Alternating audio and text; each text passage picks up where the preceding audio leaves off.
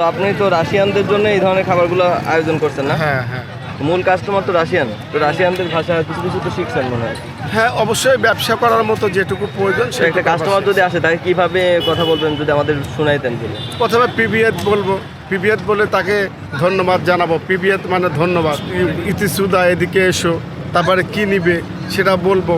আপনার হলো নাম বলবো, লিমন বলবো, লেবুকে লিমন বলে, মধুকে মেয়দ বলে, তারপরে আরও মনে করেন যে আলোয়ে আছে, পামেলা আছে, এক এক করে নামগুলো সম্পূর্ণ আমরা শিখে ফেলছি, তাদের ভাষা শিখে ফেলছি।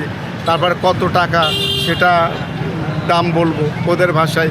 ইস্তো মানে 100 টাকা, দুয়েস্তি 30টা, এরকম করে তাদের সাথে কথা বলে তাদের সাথে বিক্রি করব এবং যাওয়ার সময় তাকে পাসিবা বলে ধন্যবাদ দেব। ঠিক আছে, ধন্যবাদ। তো ভালো থাকবেন।